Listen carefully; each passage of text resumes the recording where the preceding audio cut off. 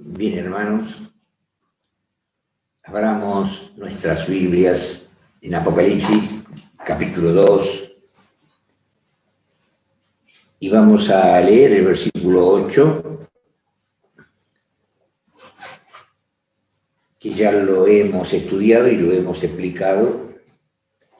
Escribe a la iglesia, al ángel de la iglesia en Esmirna. Ya sabemos lo que quería decir Esmirna. El Señor Jesús se presentaba con una de sus características, el primero y el postrero, como Dios, siempre como Dios, el Jehová del Antiguo Testamento, pero con una característica que es nueva, y en Apocalipsis se ve, que ya sabemos, que fue muerto y vivió, pero que se presenta a esta iglesia, dijimos, porque iba a ser un periodo de persecución y de muerte de cristianos. Entonces, él se presenta así. Y a esta iglesia el Señor, ustedes van a notar, cuando lean los mensajes que Cristo les da a todas las iglesias, a la iglesia de Esmirna no le da ningún tipo de reproche. Si alguna vez se han dado cuenta ustedes, bueno, los felicito. Y si no desen cuenta, al leer a todas las iglesias Jesús les reprocha algo. Una enseñanza de paso, de que nunca debemos confiarnos en nuestra vida cristiana, en las obras o en la fe y las obras de nuestras vidas cristianas. Siempre tenemos que estar pidiéndole al Señor que con su Espíritu nos haga ver qué nos falta y que no dejemos nunca de pedirle perdón de los pecados que nosotros entendemos y de los que no entendemos y que el Señor sabe que pecamos. Que nos haga saber. Bien, y el Señor Jesucristo, el primero y el postrero, que ahora se manifiesta que fue muerto y vivió, y que esa iglesia iba a pasar por un periodo de persecución y de muerte, Jesús le dice, yo sé tus obras, no le reprocha nada. A todas las iglesias les reprochó. También a nosotros nos reprocha porque hay lecciones para sacar para nuestra vida de las 7 iglesias. Pero a esta iglesia Jesús no les reprochó, porque estos cristianos en medio de la persecución no es lo mismo que llevar una vida, no es lo mismo llevar una vida de obediencia, entre comillas. No somos perfectos, pero procuramos la perfección. Malo es que tengamos un pecadillo acariciado en nuestro bolsillo espiritual. Eso es gravísimo, porque el diablo puede hacer que jamás dejemos el pecadillo acariciado en el bolsillo espiritual. No importa si tenemos pecadillos en nuestro bolsillo espiritual, pero el tema es que lo confesemos y le digamos, Señor, y aquí lo dejo. Y si llegamos a caer, Señor, perdónanos. El justo cae 7 veces y aún torna a levantarse, siempre y cuando no entremos en un cronicismo. El Señor Jesús, que no le reprocha nada a esta iglesia, la ve sufrir y entonces deja pasar algunas confusiones interpretativas, emociones, psiquis, porque nosotros en nuestra carrera cristiana tenemos una serie de cosas en nuestro interior. Lo que llamamos el espíritu, lo que llamamos el alma, lo que llamamos conocimiento, cómo lo interpretamos, cómo lo vamos interpretando con el tiempo, qué es lo que el Señor Jesús nos dice, esto había estado mal y nos soportó X tiempo y hay un cambio. Y hay lo que se llama, el apóstol Pablo nos dice que tenemos de por vida la carrera de la santificación. Una cosa, ya sabemos, es el perdón, una cosa es la justificación, pero está la carrera de la santificación. ¿Qué es la carrera de la santificación? Una obra de toda la vida que tenemos que estar o manteniéndonos en la perfección, pero en la búsqueda de la perfección. A esta iglesia el Señor no les reprocha nada. Ellos estaban sufriendo mucho, sufriendo una persecución y entonces se alteran muchas cosas en la comprensión de las cosas de Dios y en la espiritualidad, pero eran gente que buscaban a Dios de todo corazón. Entonces entra, más o menos para que ustedes se imaginen, yo siempre hablo de Romanos, capítulo 2, y hablo de Romanos, capítulo 11. Y yo les digo, qué bueno sería que ustedes lean Romanos capítulo 2 y anoten en un pizarrón con tiza y más o menos lo llenen al pizarrón de tantas veces que hayan leído Romanos 2 y Romanos 11, porque arroja mucha luz. Y entre las luces y que nosotros vamos y estamos ya viendo, entramos nosotros a las otras iglesias y vamos a ver cómo en materia de doctrina la iglesia se desacomoda. En materia de doctrina los hijos de Dios comienzan a tambalear en conocimiento y su obediencia es de acuerdo a su conocimiento. Y entonces les doy el ejemplo que yo ya les di, pero para que vean cómo el Señor a estos no los reprocha porque estaba en un periodo de persecución. Pero a otros sí les va a reprochar.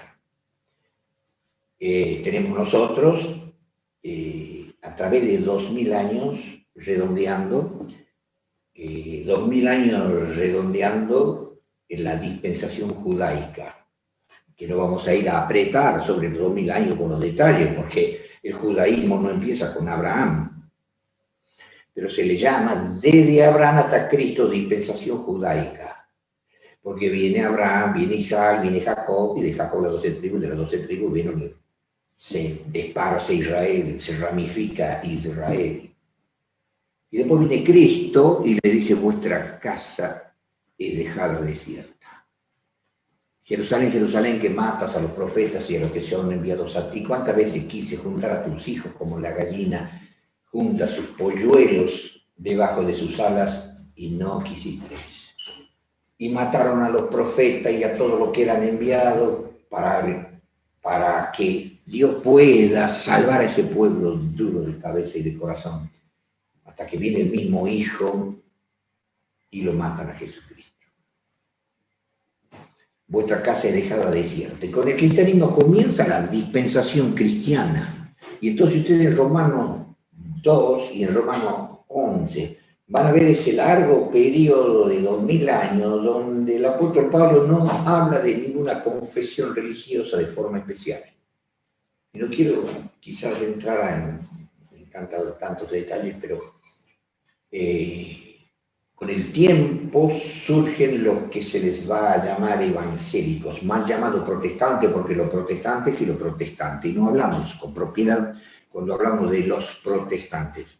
Protestante con propiedad viene a ser Lutero y Calvino, porque protestaron de su propia iglesia y de la doctrina de su propia iglesia y difundieron otro tipo de doctrina, son protestantes. Pero los otros cristianos, los de los tres cuernos, los llamados arrianos, seguidores del padre Arrio, del sacerdote del obispo Arrio, le dicen sacerdote arriano, bueno, eso no eran protestantes, porque todavía la iglesia romana no podríamos nosotros decir, estaba en curso en aquel tiempo de formarse, con una serie de vericuetos teológicos y de autoridades y eclesiásticas, etcétera, etcétera. Pero con el tiempo vienen los evangélicos ya confundidos, los seguidores de Wycliffe o de Hus, o los seguidores de Lutero, de Calvino, los hugonotes, que murieron millones de hugonotes, todos estos perseguidos por el clero.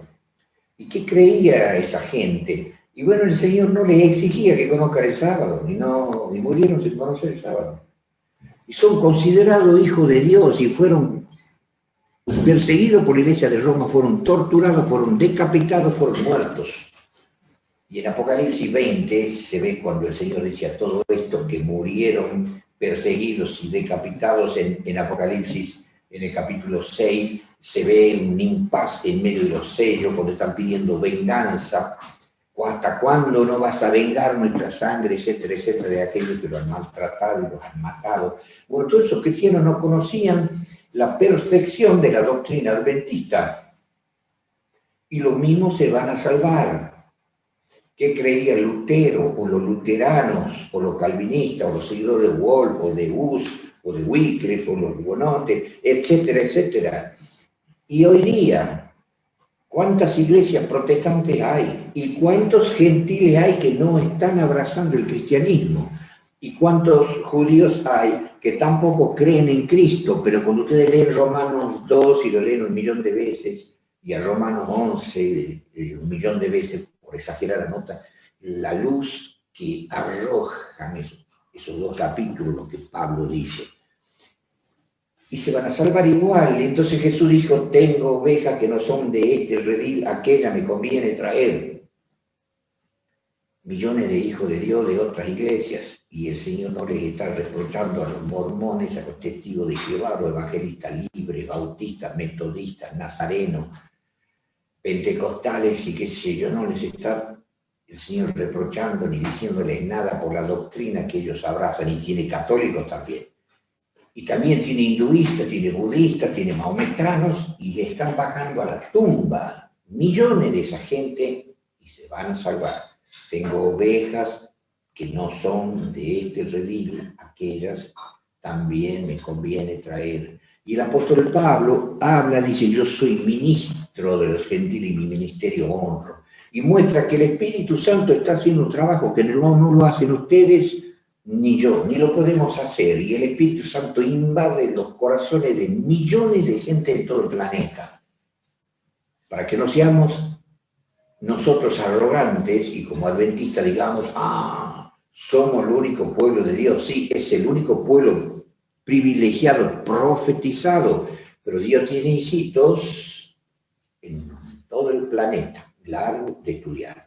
Y entonces ustedes pueden ver en Romanos 2 que el Espíritu Santo les muestra la ley a los gentiles, y ellos que no conocen la ley, ellos son ley a sí mismos, mostrando las obras de la ley, dice el apóstol Pablo, escritas en sus corazones, acusándose y excusándose unos pensamientos con otros, en el día en que el Señor juzgará conforme a mi evangelio por Jesucristo. Ya lo he comentado.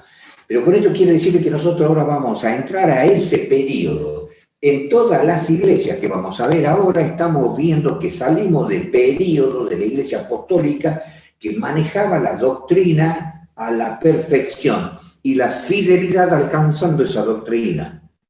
Ahora vemos cómo sucumben en materia de conocimiento, de doctrina, pero el Espíritu Santo comienza a invadir, no en potencia como se lo ve a los cristianos primitivos, que creían una gran verdad, obedecían una gran verdad y tenían potencia del Espíritu Santo, tenían don de sanidad, don de fe, don de ciencia, don de sabiduría, don de profecía, don de lengua, don de interpretación de lengua, don de discreción de espíritu, etcétera, etcétera.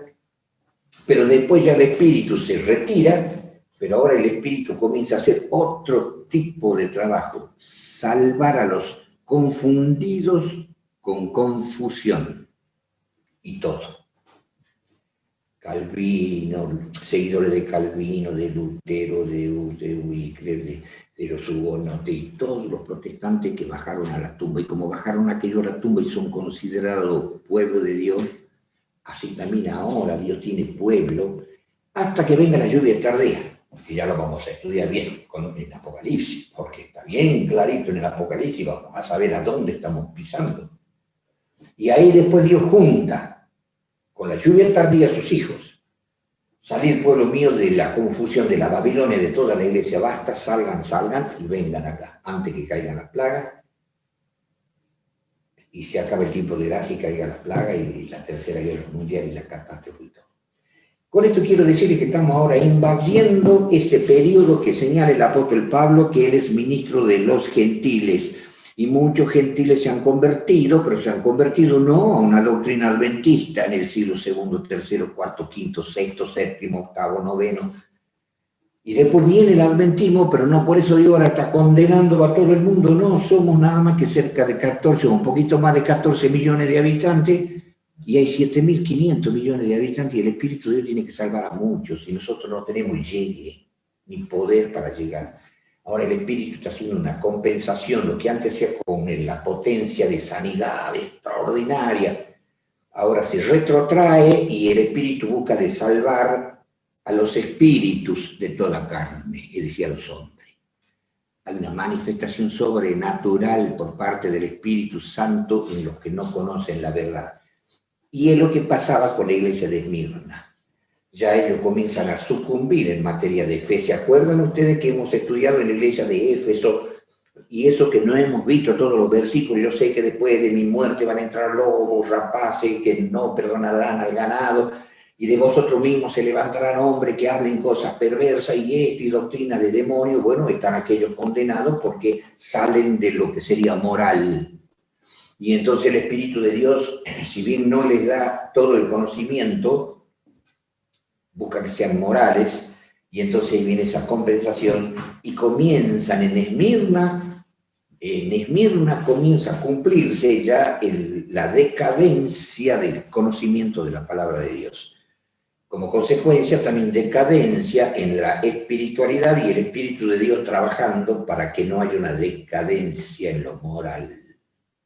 Porque a mí no me va a salvar si yo soy moral y guardo los mandamientos de Dios, pero no conozco el sábado. Dios no me va a condenar porque no conocí, entonces se cumple lo que dice Romanos 11, por eso le digo, lean Romanos 2, Romanos 11, Romanos 2, Romanos 11, con una tiza hasta que llenen el pizarrón de cuántas veces hayan leído.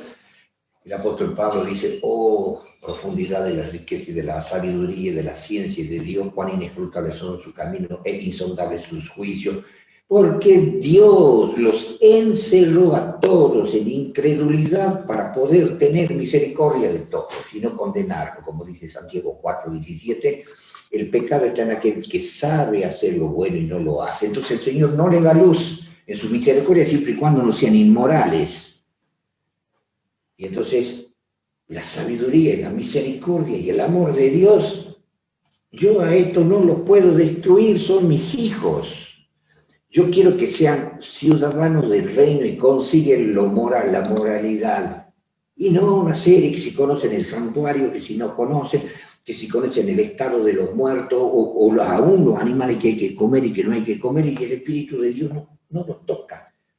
¿Para qué? Para no condenarlo. Y Pablo enseña eso del trabajo que Dios está haciendo en toda esa gente, redondeando en 2000 años de historia de la humanidad, redondeando. En el año 1844 surge la iglesia verdadera, pero es como que Dios nos ha puesto a nosotros en una cacerola y nos ha metido en una tapa, porque no quiere todavía que la luz vaya matando gente, aunque vayamos predicando. Y el Señor ve a quien nos convertimos, ya prácticamente a nadie, pero cuando venga la lluvia tardía, el ángel de Apocalipsis 18 se va a manifestar con una gloria tan tremenda que va a ser superior a la pandemia.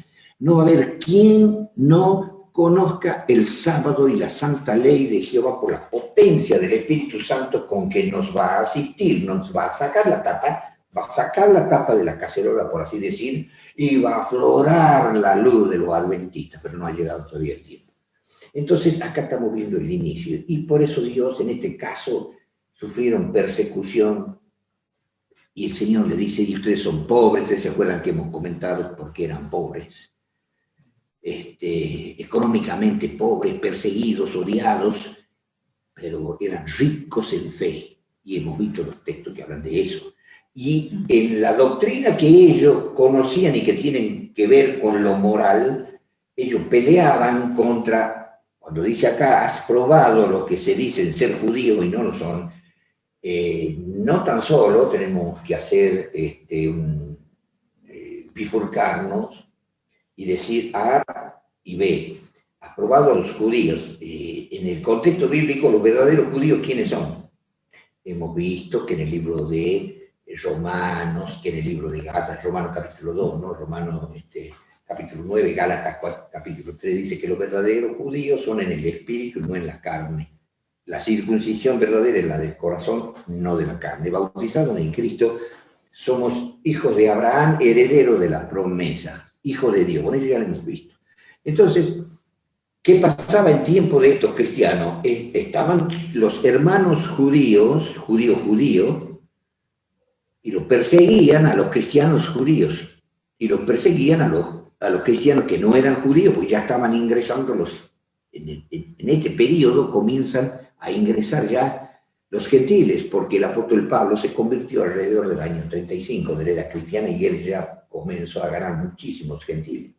Pero mueren los apóstoles, entran doctrinas erróneas y notamos que las doctrinas que llevaban a la inmoralidad, ya vamos a ver enseguida, en la otra iglesia, comenzaron a aflorar. Pero en tiempo de los de Esmirna, recién comenzaba la explosión de la inmoralidad y entonces aprobado a esos cristianos, cuidado, no tan solo a los cristianos en términos figurados judíos, que somos nosotros todos judíos para Dios, somos judíos, somos israelitas, somos hijos de Abraham a causa del Señor Jesucristo, bautizados en Cristo, somos uno en Cristo Jesús, no hay hombre ni mujer ni nada, ni siervo, ni libre, ni nada que nos separe, ni judío ni griego, como dice el griego es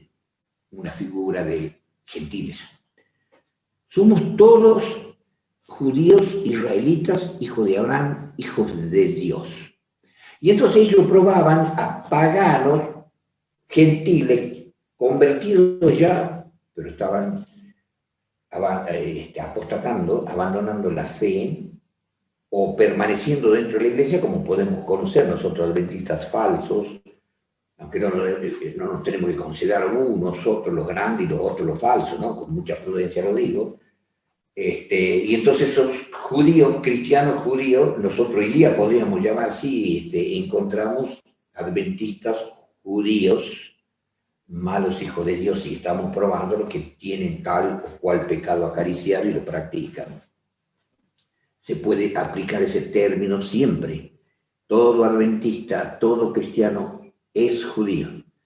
Y puede ser mal judío, mal cristiano, pero también esta gente tenía su propio hermano ya judío en la carne que lo odiaban por ser cristiano. No sé si me explico. Entonces abrimos una llave en A y en B. Estaban los judíos, llamados simbólicamente judíos, aunque tendría que ser al revés, para Dios literalmente ya judío de verdad, y los otros judíos de nombre, porque el ser hijo de Abraham ya no corre para nada delante de Dios. Vuestra casa, dijo Cristo, es dejada desierta.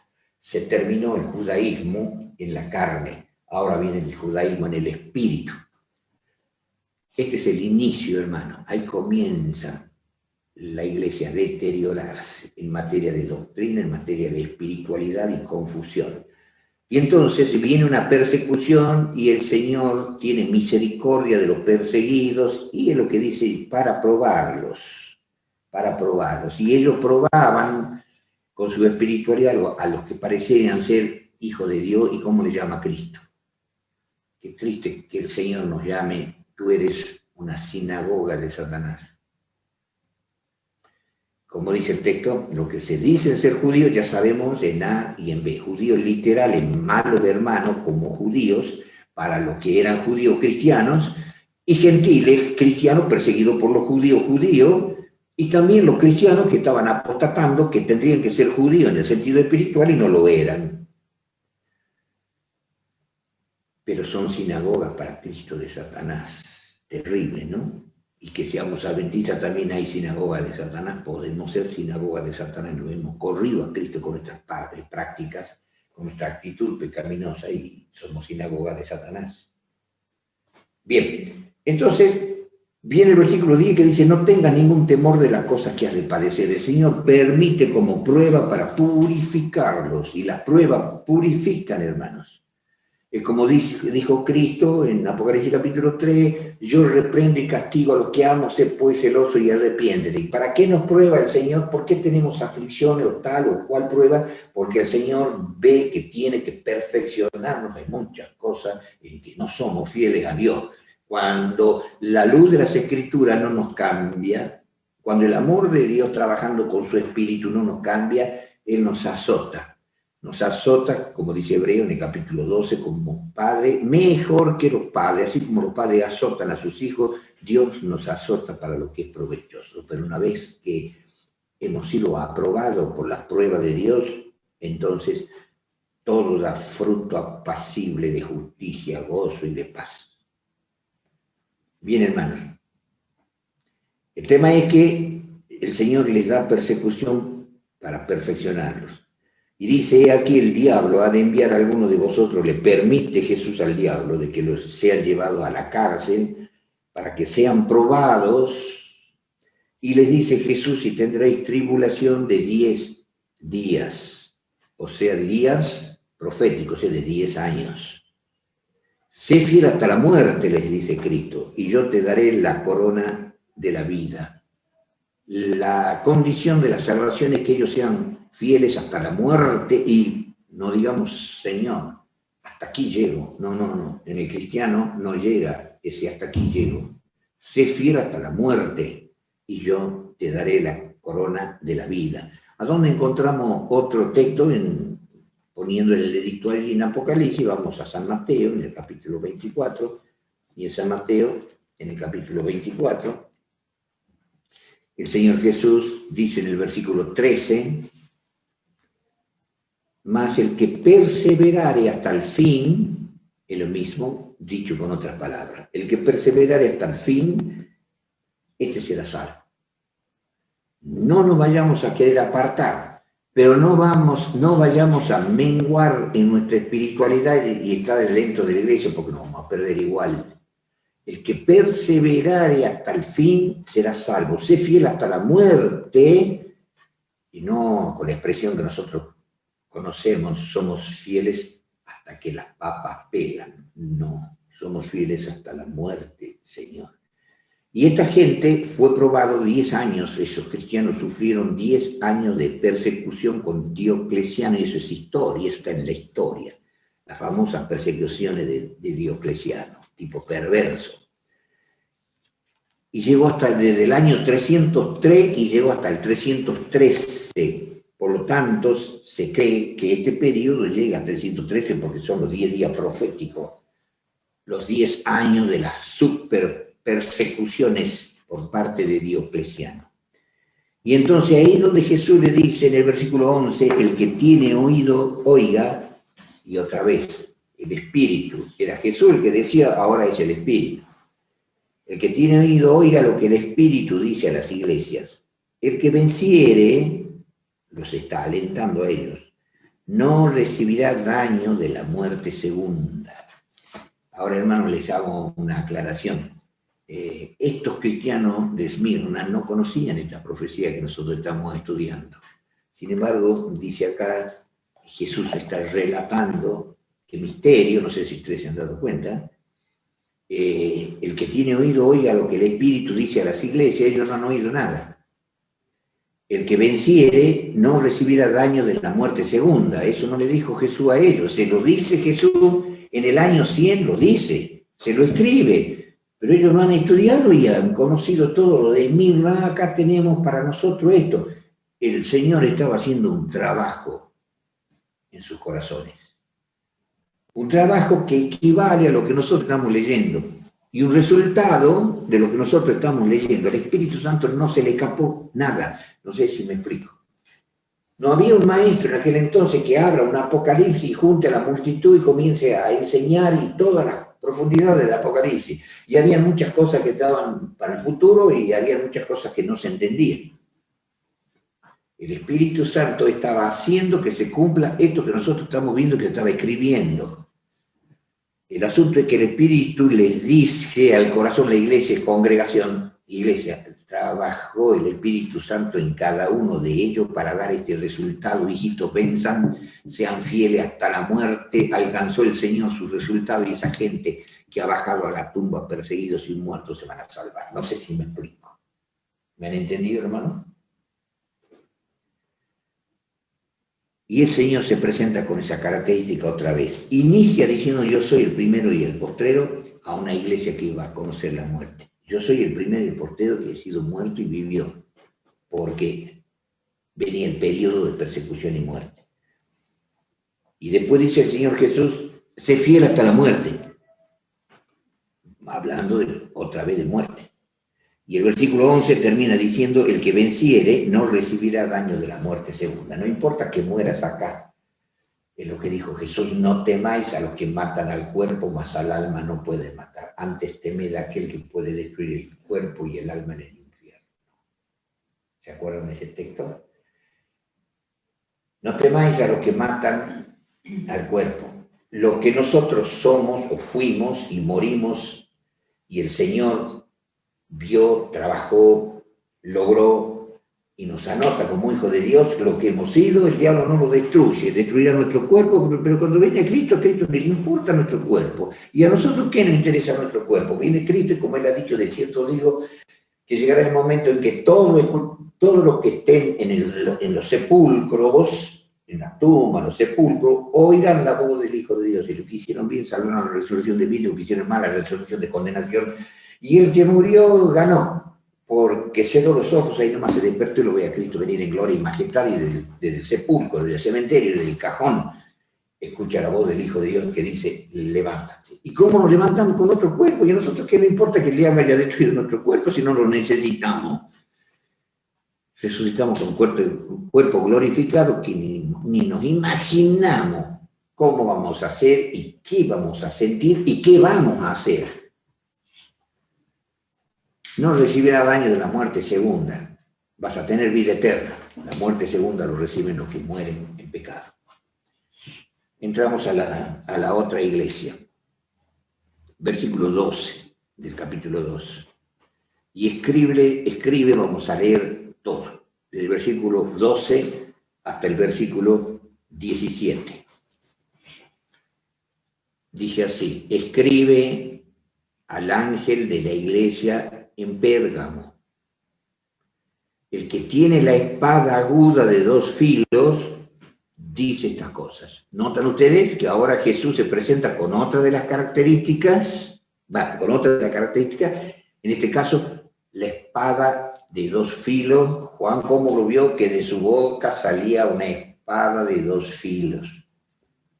Entonces vemos otras características de Cristo. ¿Y por qué se le presenta así a esta iglesia? Muy importante, pero muy importante, ya vamos a ver.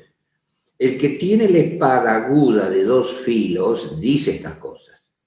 Versículo 13, yo sé tus obras y dónde moras, donde está la silla de Satanás. Qué terrible, ¿no? Donde está la silla de Satanás.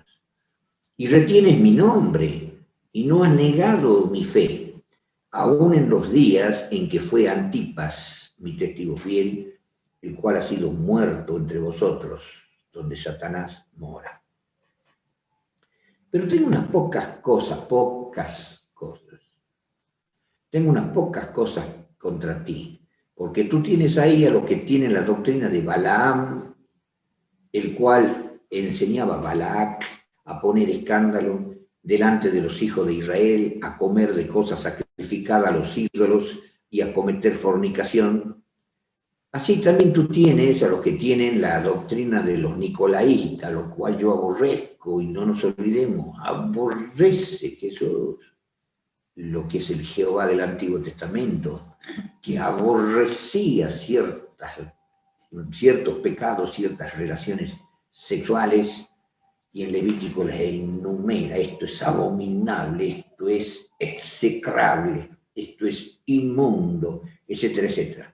Un sentir de Dios terrible, y en este caso aborrezco, dice Cristo, lo que hacían los nicolaítas. Entonces tengo unas pocas cosas contra ti que tú tienes ahí, a lo que tiene la doctrina de Balaam, ese es por un lado, ¿no? Que enseñaba a los hijos de Israel a comer cosas sacrificadas a los ídolos, a cometer fornicación, y así también tú tienes lo que tiene la doctrina de los nicolaítas, lo cual yo aborrezco. Eran 2 cosas que a Jesús le molestaba, que yo aborrezco.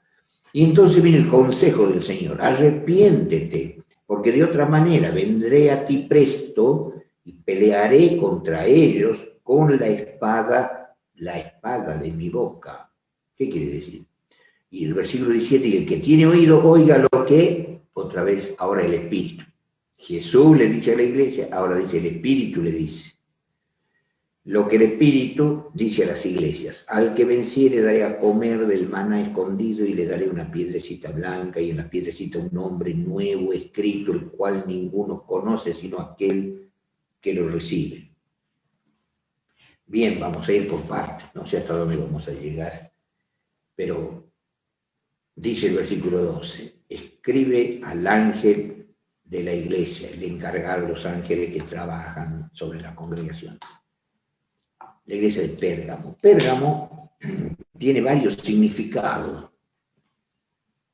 Pérgamos, según los estudiosos del Apocalipsis, y tomando las palabras de la historia antigua, para algunos significa altura, elevación, ciudad fortificada, pero también significa Pérgamo.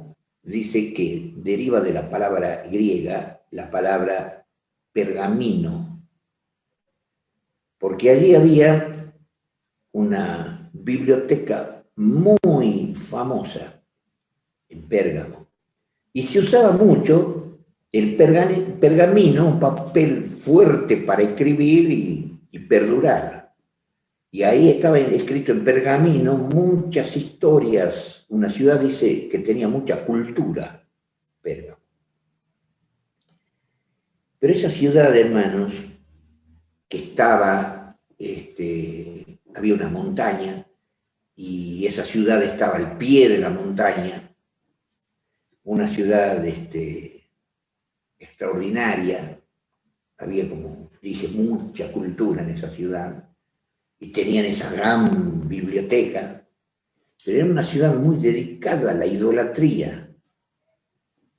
Por eso el Señor la toma ese nombre Pérgamo, y no es que el Señor se estaba refiriendo solamente a los cristianos de ese lugar, Pérgamo, sino que si bien Dios tenía un mensaje para lo de Pérgamo, Pérgamo tenía una característica que nosotros la aplicamos para nosotros mismos, para todos los adventistas, o para todos los evangélicos, para todos los cristianos que Dios conoce de todas las épocas, porque aunque los mensajes son específicos para cada iglesia tiene una particularidad, y nosotros podemos estar en esta particularidad y ya no vamos a probar, porque de cada iglesia estamos aprendiendo cosas, ¿no? De la iglesia de Éfeso, de la iglesia de Esmirna. Bueno, espero que el Señor no haga que nos persigan y nos torturen y nos maten.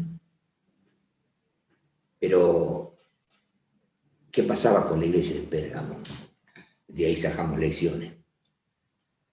Pero ¿por qué el Señor dice dónde está la silla de Satanás? En esa ciudad, dice, una ciudad muy próspera, estaba situada al pie de una montaña, pero en la cima, dice, se encontraba una acrópolis, y dedicada a varios dioses paganos que lo molestaban al Señor. Ustedes saben, leen en el Antiguo Testamento cómo Dios aborrecía a los ídolos, ¿no? Y tenía razón de ser, pero cuando ustedes lo ven al Dios, como hemos estudiado el capítulo 4 y 5 del Apocalipsis, ¿se acuerdan? Del uno, de ese Dios. Tanto que hemos estudiado y no hemos alcanzado a hablar todo de ese Dios maravilloso. Cuando Dios mira que un ser humano, en vez de tener gratitud a todo lo que Él ha hecho, y que estamos adorando al sol, a la luna o a las estrellas, y ellos tenían varios dioses, tenían a Zeus, tenían a Atenea, bueno, tenía a Dionisio, el Esculapio. ¿Saben ustedes lo que era el Esculapio? Estaba representado por una serpiente, era el dios de la salud, el dios de la medicina, representado por una serpiente. Y mucha gente adoradora de ese dios serpiente, la serpiente antigua que se llama Diablo y Satanás, que dice Apocalipsis 12, se lo representaba a ese dios sanador milagroso como una serpiente. ¿Cómo no se va a sentir molesto Dios? Entonces el diablo tenía un lugar muy específico, un lugar muy clave para trabajar en esa ciudad destruyendo paganos. Y entonces, aunque los cristianos trataban de convertir gentiles allí, tenían una terrible guerra de esa gente idólatra. Y dice que en las cimas, en la cima de esa montaña, había, se le dedicaba al dios esos, fuego, había un fuego encendido, un altar enorme con un fuego encendido todos los días del año dedicado al dios Zeus. Entonces Dios estaba, ¿qué opinan ustedes? El diablo contento de hacerle la contra a Dios. El famoso dios Zeus, con un poderoso altar, quemando constantemente incienso y se quemaba al dios Zeus. Y por otro lado, al dios de la salud y la medicina, con Dios, el que nos da vida y salud, donde el apóstol Pablo les habla a los gentiles en Hechos capítulo 17, ¿qué les dice? Hablándoles de Dios, dice que en Él nos movemos, somos y tenemos respiración. O sea que yo estoy pensando en mí, cuando yo estoy pensando en mí, también tengo que pensar que estoy respirando constantemente, porque el poder de Dios está orando en mí. Yo no respiro solo. Él, cuando dice en Colosenses capítulo 1, todas las cosas fueron creadas por Cristo, ¿se acuerdan ustedes? Es la imagen del Dios invisible. Porque por Él fueron hechas todas las cosas que están en los cielos, que están en la tierra, las cosas visibles e invisibles, sean tronos, dominio, principados y potestades. Todo fue creado por Él y para Él. Y ahora viene una frasecita muy importante. Y todas las cosas por medio de Él subsisten. En Él nos movemos, respiramos, somos, y eso le enseñaba Pablo a esos gentiles. Pero ahí estaba el dios de la salud, Zeus, adorado por todos. Por supuesto, Zeus ni existía, pero el diablo estaba chocho, porque le hacía la contra Dios. A Cristo que nos da salud. Estamos subsistiendo con vida y con salud por el poder, el amor de Cristo y su poder en nosotros. Nos da vida, salud, paz, felicidad, alegría, pruebas, también castigos, también enfermedades, sabe cómo nos va a manejar. Pero Dios está trabajando y estamos subsistiendo y subsistiendo porque en el periodo de la subsistencia del Señor está trabajando en nuestra carrera de la santificación para que alcancemos la perfección aceptada por Él, para que podamos obtener la salvación y la vida eterna. Y ve ahí un Dios falso de la medicina, de la salud, y encima representado por una serpiente. Una burla. Entonces había muchos gentiles duros y gentiles mal convertidos. Como podemos ver nosotros, adventistas, adúlteros constantemente, fornicarios, y que asisten a la iglesia tranquilamente.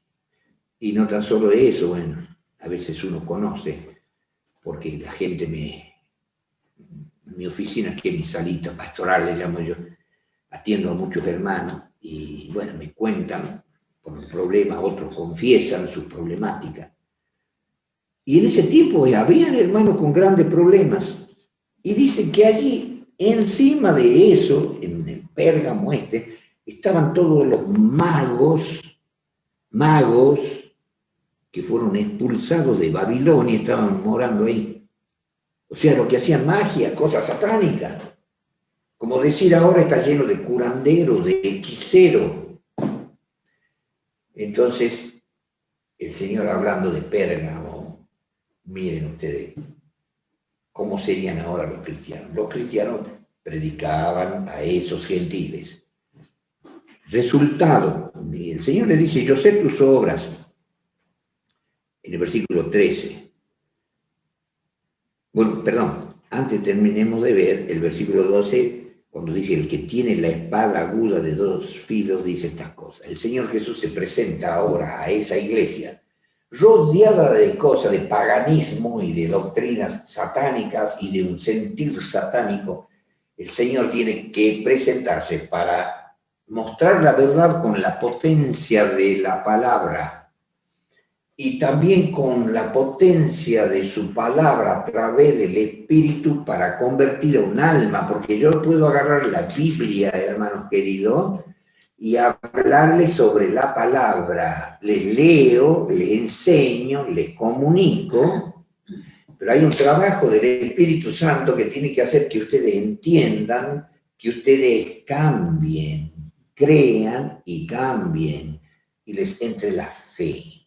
Porque sin fe, dice el apóstol Pablo, es imposible agradar a Dios. Tiene que desarrollarse la fe y se es obra del Espíritu. Yo predico, pero el que convierte es el Espíritu Santo. Yo le estoy llenando de luz y estoy, bueno, por la gracia de Dios. Si soy dirigido por el Espíritu Santo, les estoy dando una luz correcta. Pero el Espíritu Santo tiene que hacer que esa luz correcta les entre a ustedes y ustedes se conviertan. Entonces, el Señor comienza con la espada de 2 filos de su boca. ¿Y qué es la espada? Ustedes se acordarán qué es la espada. Una pequeña comparación de texto. Vamos a Efesios. A Efesios. Y entonces en el libro de Efesios capítulo 6, ya lo saben, creo yo, ¿no? Porque ya hemos hablado de esto. Efesios capítulo 6. Y en el versículo 11 dice, vestíos de toda la armadura de Dios para que podáis estar firmes contra las acechanzas del diablo. ¿Qué les estaba pasando a los cristianos de Pérgamo, precisamente de Pérgamo? Porque puede pasar en diferentes lugares. Estaban teniendo problemas con la doctrina, con la palabra, con lo que se enseñaba y con lo que se recibía y no se asimilaba, y entonces uno es cristiano de acuerdo a lo que asimila. Cuidado. ¿Qué estaba pasando? Vestidos, dice. Cuidado, vestidos de toda la armadura de forma simbólica. ¿Para qué? Para resistir las acechanzas del diablo, pero en Pérgamo estaban todo tipo de acechanzas del diablo. Y entonces dice, para que podáis, dice, estar firme contra las acechanzas del diablo. Y entre todas las cosas de vestido de la armadura, de todo lo que puede tener una armadura, que debemos vestirnos de forma simbólica, ¿cuál es la parte que atañe al versículo que nosotros estamos viendo en Apocalipsis? Y entonces dice en el versículo 17, y tomad el yelmo de salvación, ¿y qué cosa? Y la espada del Espíritu, que es esta. Vamos a predicar con la palabra de Dios. Esta es la espada del Espíritu. Y bueno, vamos a Hebreos, hermanos, a Hebreos. Y en Hebreos, en el capítulo 4,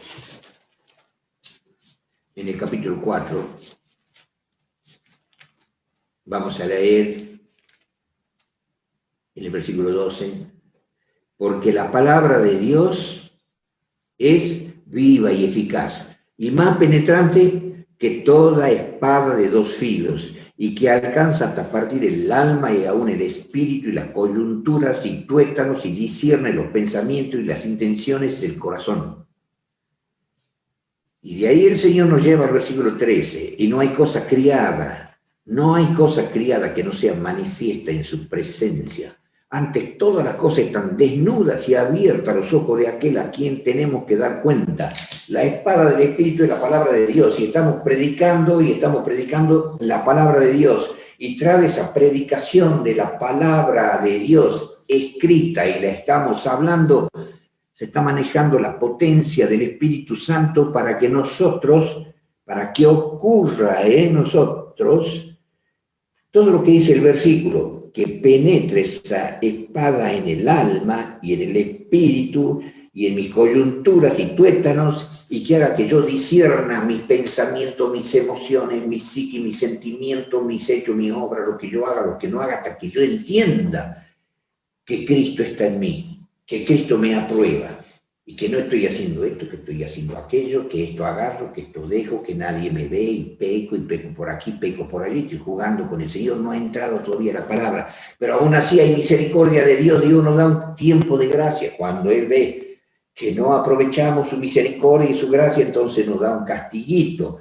y después un castiguito más grande, y después un castigote, y yo reprendo y castigo a los que amo. Ningún castigo, dice en Hebreos 12, parece ser causa de gozo, ¿no? De tristeza, pero aún que Dios nos dé, así dice, nos da un castigo provechoso, y al último da fruto apacible de justicia cuando ya lo sentimos a Cristo que nos aprueba.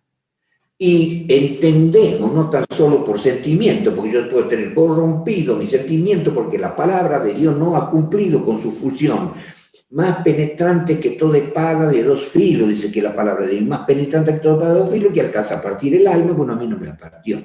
Y aún el espíritu, y bueno, más o menos. Y yo no me conozco tanto si soy fiel o no soy fiel, no, bueno, cuidado. La palabra de Dios con Espíritu Santo nos tiene que llegar bien al interior y gobernar. El Espíritu de Dios debe dominar cada pensamiento, sentimiento, mirada, lo que escuchamos. Nuestro todo ser debe estar gobernado por el Señor. A eso tiene que llegar la palabra de Dios.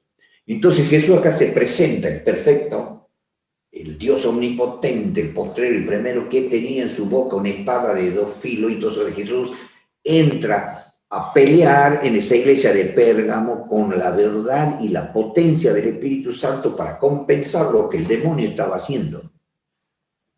Y eso no tan solo se aplica a los de Pérgamo, se nos puede aplicar muy, muy a nosotros, hermanos, cuando de repente tenemos un Pérgamo en el alma.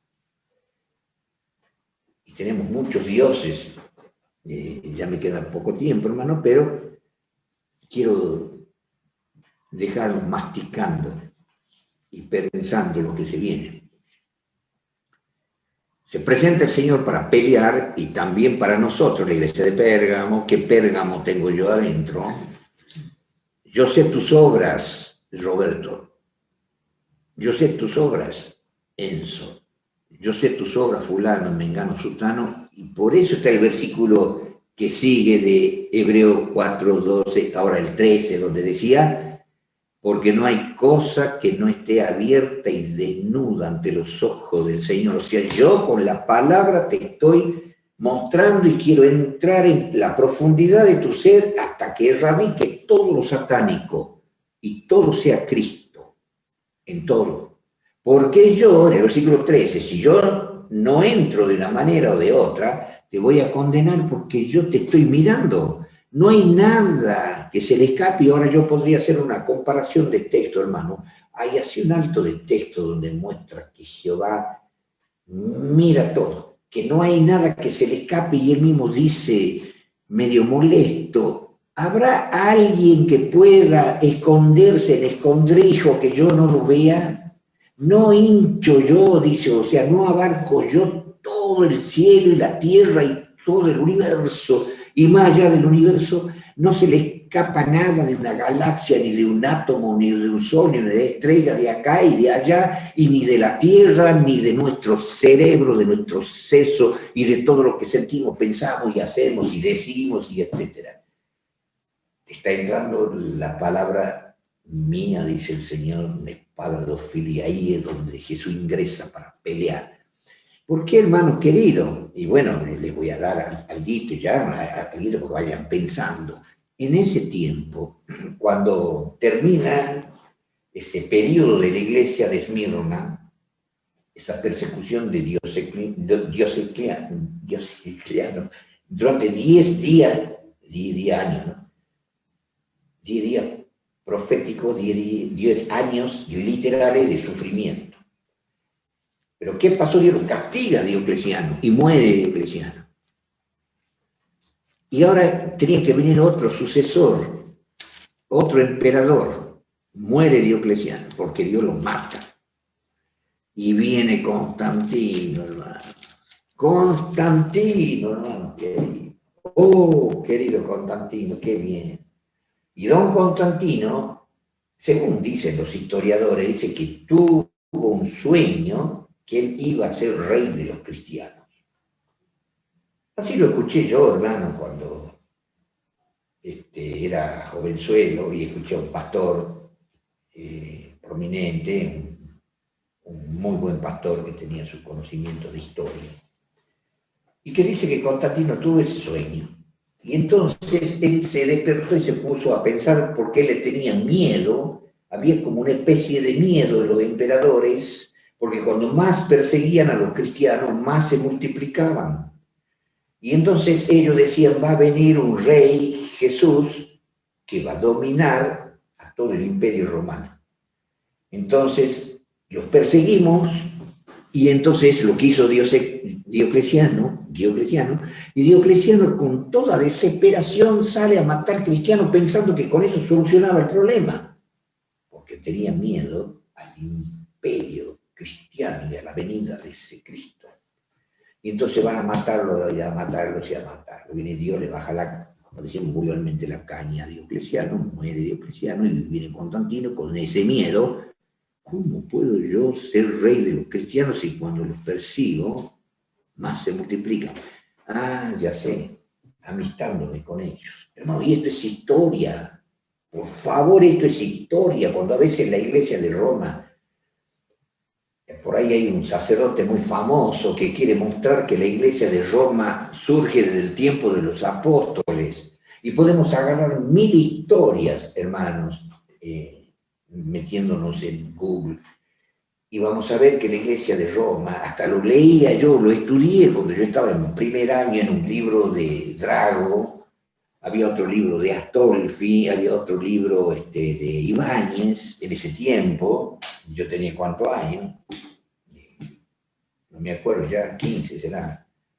Y yo estudiaba la historia de él en el libro de Drago, cuando Constantino se convierte. Pero uno a esa edad, o antes de bautizarse, yo no me había bautizado todavía, lo leí, no tenía menos que 15 años, pero yo estaba en primer año, no menos.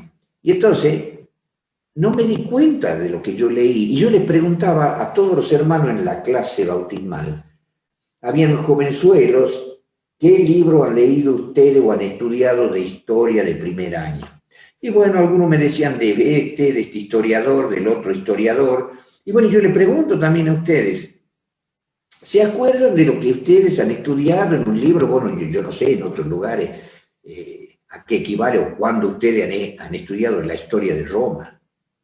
En un libro de historia de Roma, allí hablan, pero tranquilamente, de cómo Constantino, muy inteligente, dicen los historiadores, unió, pero escuchen, unió a Roma pagana con el mundo cristiano a quienes se perseguían, y lanza el decreto en el año 313, lanza el decreto de unificación del imperio romano, famoso imperio romano pagano con el cristianismo.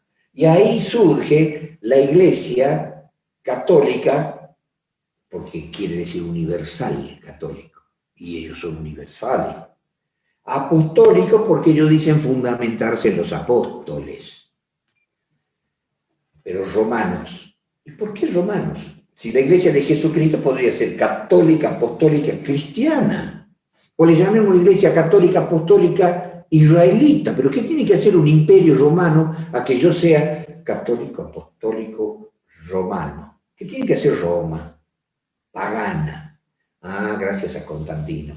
Y ahí se lee cómo Constantino se hizo el convertido, cómo Constantino lanzó una serie de decretos, mandaba a que hagan iglesia cristiana, a que se reúnan. Salieron todos los cristianos de las catacumbas, los cristianos que se escondían, salían escoltados por los ejércitos romanos, una paz, una felicidad, una unión, y ay de aquel que los persiga a los señores cristianos. Entonces, y se obligaba a los gentiles romanos a que se conviertan al cristianismo. Y habían algunos que se convertían de tal manera que comenzaban, miren ustedes, los conversos paganos al cristianismo, iban y perseguían a sus hermanos romanos y los mataban porque no se convertían al cristianismo. ¿Me explico? Es pura persecución.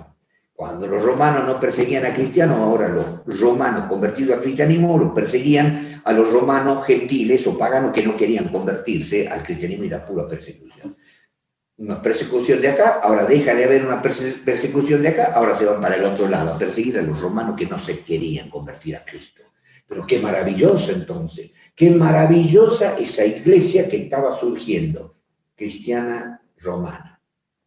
Y comenzaron a pisotear terriblemente las verdades de Cristo, y por eso es que Cristo se presenta con la espada de dos filos, símbolo de la palabra de Dios, para pelear.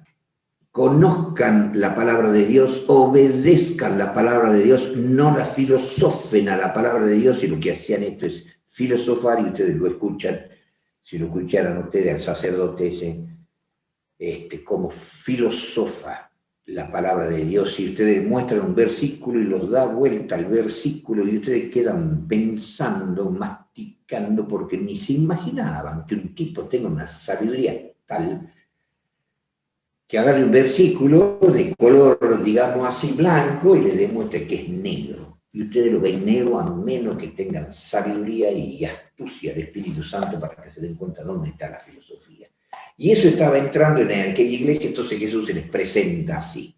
Y entonces les dice a los cristianos, y ya vamos a dejar, yo sé tus obras, ¿no? Yo miro todo el universo, miro todo el mundo y te veo a vos en tu exterior y en tu interior.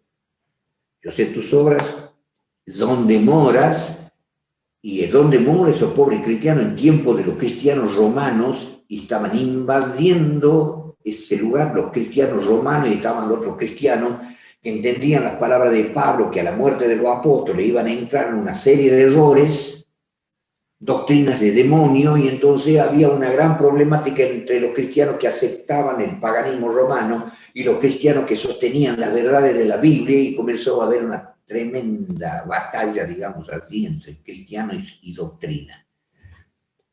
Y de allí que muchos cristianos comenzaron a ser cristianos, pero tener una serie de tipos de pecados, porque eso lo voy a dejar para la próxima clase. Hoy muchos tenemos unos pérgamos. Miren, muchos tenemos este pérgamo. Acá nosotros tenemos una serie de dioses de todo tipo. Equivalente a Esculapio, a Zeus, a Atenea. Pero más que eso, a Satanás, todo tipo de doctrina, todo tipo de pornografía. Y vamos a ver que la doctrina de Balaam está acá. Y vamos a ver que lo de los nicolaitas está acá. Y aunque nos lleva esto a debilitarnos para que hagamos lo que hacían los de Balaam y los de Nicolás, lo podemos encontrar acá, que nos debilitan, que fuera de las filmaciones y de los videos o vídeos, nos debilitemos de tal forma que vayamos a la carne pecaminosa y no nos conformamos con la computadora, con una pantalla de 1 metro por 2, ni de 2 metros por 3, ya queremos ir a la acción, nos debilita. Y el diablo está gobernando al ser en el exterior y en el interior, en lo que miramos, en lo que escuchamos, en lo que sentimos, y el Señor pelea con la palabra, y ahora estamos estudiando, ahora estamos viendo la espada de Jesucristo en este estudio de 2 filos, la espada de 2 filos, y te está diciendo Jesús, yo te estoy mirando, no hay nada tuyo que yo no vea. No te vas a escapar. Haz que entre la espada del Espíritu, haz que entre este libro y lo fulmine a Pérgamo con todos los dioses antiguos y estos modernos, la tecnología moderna. Muchas, pero 99, no sé, para poner un porcentaje, muchas cosas que vienen de Satanás. Que gane la espada de 2 filos, y por eso se presenta el Señor con la espada de 2 filos. Acá estoy yo. A ver si entra en tu corazón y te salvas. O alguito que no obedezcas, o eres un pillín, serás de Satanás. y la silla de Satanás morará no en Pérgamo, sino en tu corazón, y serás sinagoga de Satanás, y cuando venga Cristo vas a arder, te vas a perder. Vamos a entrar en profundidad, si Dios quiere, en la próxima charla. Que el Señor lo bendiga y muchas gracias por la atención. Los saludo a ustedes con ósculo santo.